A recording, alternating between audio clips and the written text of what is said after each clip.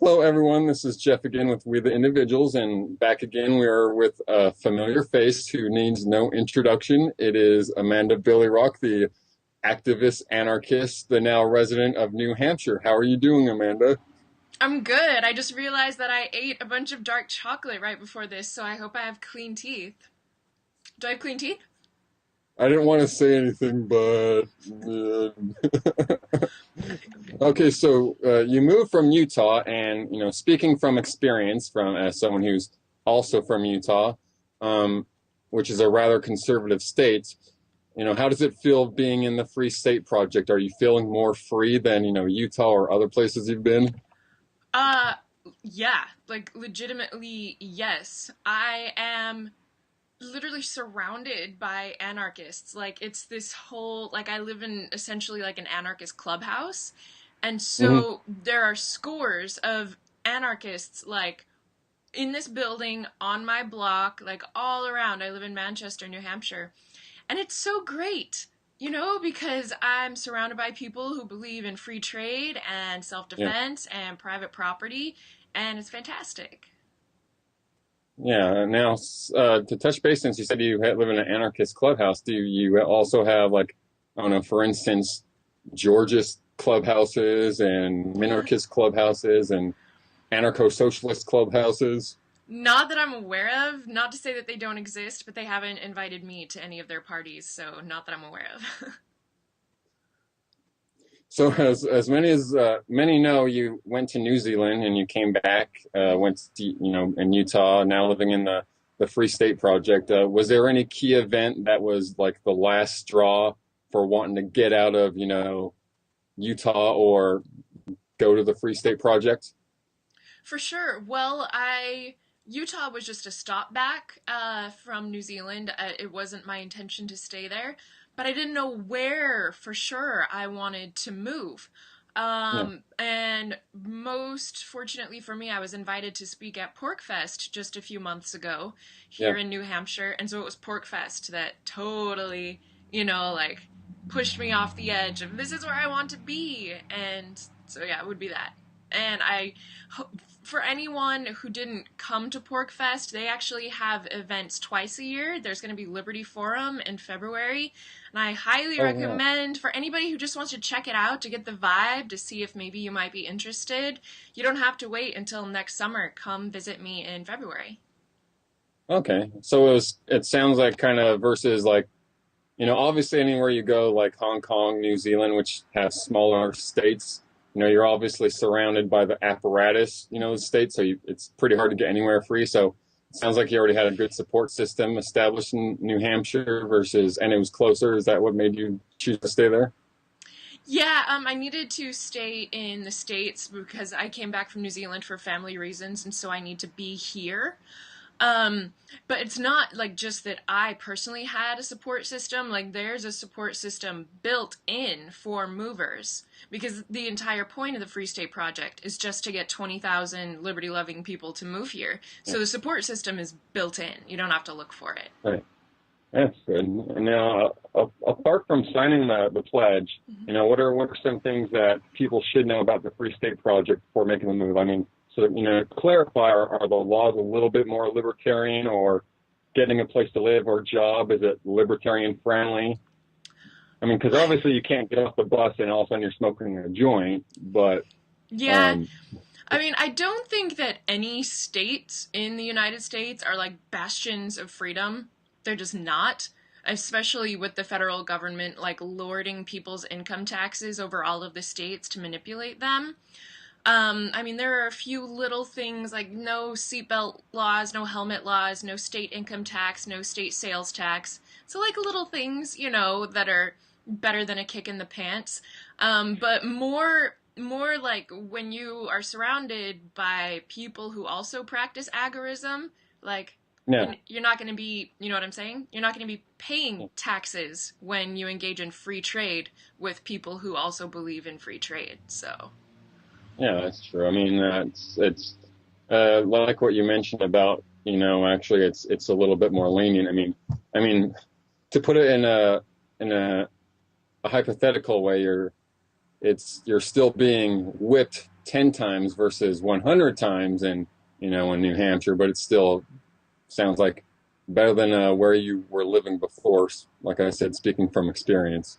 Right. I mean, yeah, like here you can actually watch your bartender pour a drink, like try that in a Utah restaurant. No, it's illegal. You can't. And like I think they just passed medical marijuana here a little while ago, but of course, because it's an act of the state, it will literally like take 2 years to come into effect.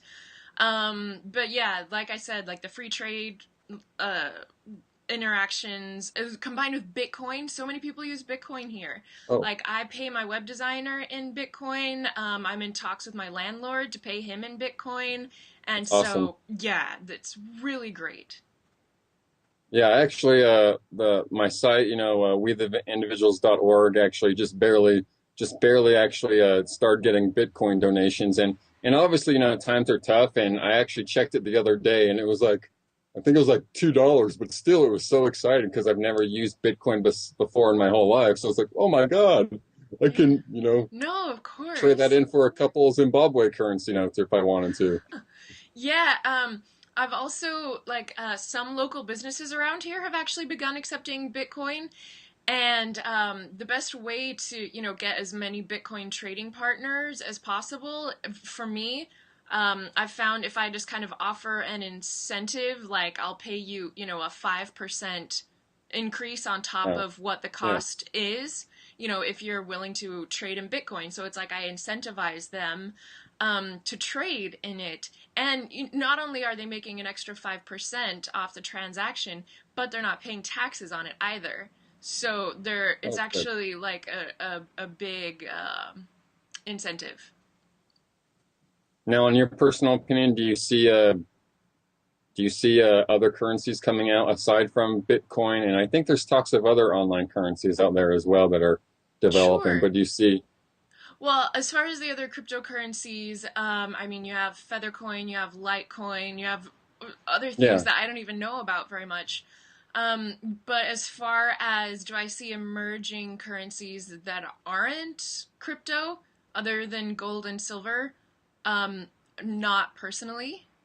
Um, But I mean, what is a currency? Like when do you reach the point when something that's commonly traded goes from being commonly traded to like an established currency? I mean, massages could be currency, and I guess I haven't lived here long enough to see if there are really any localized goods or services that are commonly traded.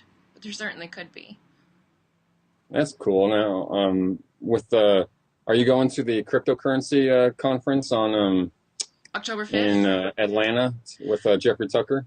Yeah, I'm not sure yet. I would like to. Are you going? I was invited by Jeffrey actually, and it's going to be hard because I'm actually really trying to, move back east. I'm looking at Virginia right now because I have, friends out there in a support system. Then I want to go from there up to the Free State Project Hmm. and be anarchist with everyone. But Yeah. just everything trying to fall into place. I would love to go. I love Jeffrey to death, but just the timing is like, it's like a flipping a coin for me right now. But at Yeah. least, learning about alternate currencies, I would love to be a guru like Jeffrey is. Yeah. Me too. I actually Uh, began participating in a podcast every Sunday called Neo Cash Radio Podcast. And we talk about all things cryptocurrency and really currency in general. And yeah, that's been really great. I've been on 2 episodes so far, and I always social media them afterwards. So if you ever want to get a little refresher course or news yes. flash or whatever, be sure to tune in there. Now, your Facebook has actually been saying that you're taking place in some cop blocks. Actually, is that exciting for you? I mean, you always seem happy when you're doing it, especially your most recent one where the guy was flashing the light in the car. Is that pretty Yeah. exciting? What's that like? Well, I mean, apart from the fear, the ever present fear of Yeah, interacting with people who generally aren't accountable for their actions, right? Because they're yeah, the enforcers of a monopoly. Like, even if you can actually take them to court, it's like the monopoly trying itself. yes. But the reason I guess I'm so happy about it all is because it's so empowering to be able to say, hey, violence is not going to go over in my neighborhood, and you're going to be on film, and I'm going to put your ass on YouTube, and you will be held accountable for your actions. Like cockroaches like to operate in the dark. They don't like light shone upon them. And so when you bring a camera into a police interaction, things really change.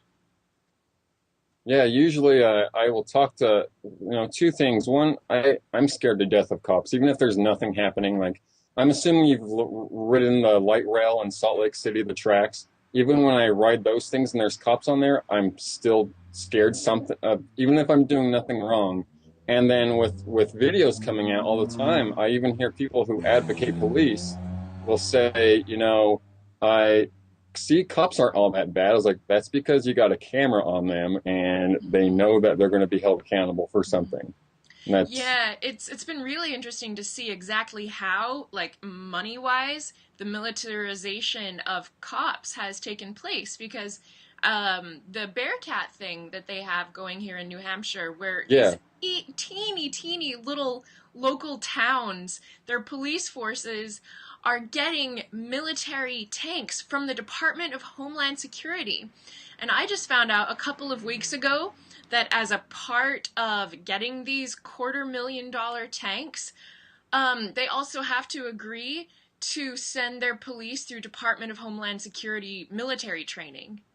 So, like, the feds, to work around the Third Amendment, right, which says, like, no quartering of troops, in peace times, they are using the Department of Homeland Security and federal grants to just train the police to be military. They can get away with calling them police and keeping that word and keeping those uniforms by just training them to be military. And it's horrifying. I will probably get some backlash for saying this, but when you mention that they're doing their way to work around the Constitution, it just kind of reminds me and makes me chuckle that, if we hold up the Constitution and tap it a couple times, I think they'll listen to us and just, oh, I'm sorry, my bad. It's in the Constitution. We're just kidding. Well, and it's just like, I don't know. I was reading an article by Gary North a couple of months ago, and like, I'm not a history buff. Like, that's one of my weaker spots. That's something that I'm working on these days. And especially the whole, like, early American British colonies and, like, leading up to the Revolutionary War and all of that. I really, like, I haven't read the books and letters of Jefferson and Franklin and Washington. I haven't. And so I was reading this article by Gary North that really kind of blew my mind, where he talks about how, like, the British colonists in America pre-Revolutionary War were the freest people in the world, practically. Like, the heavy British taxation equated to be like 1 to 3% of, like, the national Right. income. Like, these people had it really, really good. And so you look to the fact that the Constitution was written after the Revolutionary War, after the Redcoats were gone, right? Like, why the freak did they establish this Leviathan state? Like, it was a power grab from the very beginning. The US Constitution is a pretty little power grab, and it spawned just like the creation of states do. It's not the nature of states to shrink or promote liberty or protect private property. The state and private property are completely antithetical. They cannot coexist. Literally, a state and private property cannot coexist. And yeah, that's my rant about that. Yeah, and I kind of touch base on the same thing on my article, which I'm glad that you read about, how the state inevitably grows. That, everyone has their pet project, which is going to account to 300 million people having their own pet project. And then eventually, once you have a tax base and people who can benefit from that, you're going to have an endless series of excuses for the growth of the state. And that's exactly what you said. That's my mini rant right there, actually. Yeah, I'm Now, actually. Oh, go ahead. go ahead, ladies first. That just also relates. I'm working on chapter 13 right now, the chapter 13 cartoon of economics in one lesson, and it's about special interests going to Congress to, basically get price fixing for their products, for parity prices. It's not a term that's Right. commonly used anymore, but you know what I'm saying. And yeah, it's just, you know, occupiers, like Occupy Wall Street people, were just so like seeing like one half of the side of corporatism, right? It's like, Right. yeah, like screw big ag, screw the auto industry, screw the airlines, screw the banks. I completely agree. But it's like they would not be able to extort you without the state. Like, without the state, they would just be people trying to sell you a product that you might buy if you felt like it, if they were awesome enough. Yeah. And so it's just the state is the problem. Everything Yes. can be reduced to that. The state is the problem. Yeah. No. My last question, which is kind of a somewhat of a closing statement, is also somewhat sentimental.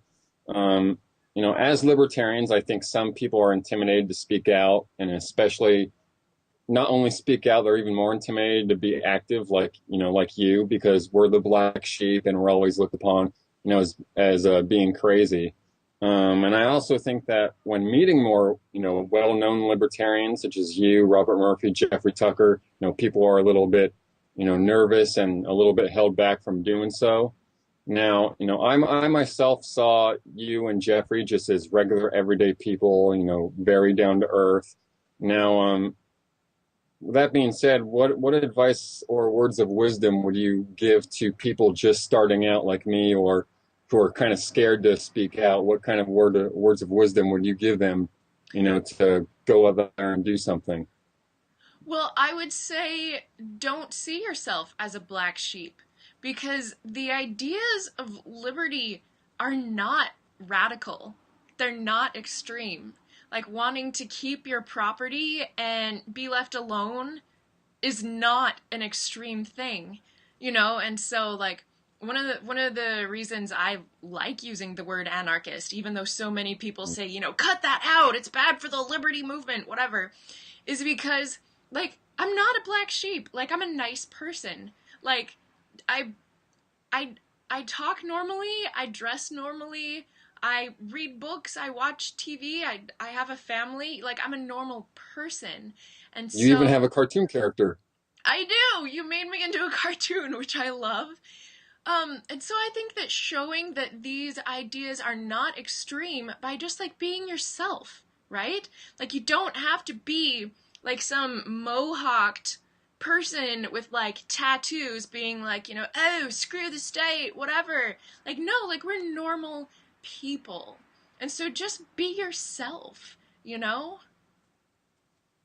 Yeah, I agree, and I think, and to kind of touch base on what I said earlier, is that, I think, for getting out there and being someone, I had seen your videos, and I wasn't scared at all. I just talked to people like you as a normal person, not, putting people up on a pedestal, as great thinkers as you, Jeffrey, and Robert are, just talking to everyone like a normal individual, and it's really that easy. And you said this earlier on our first interview that, when you came out as an anarchist, you didn't realize how many people like you and like me there are.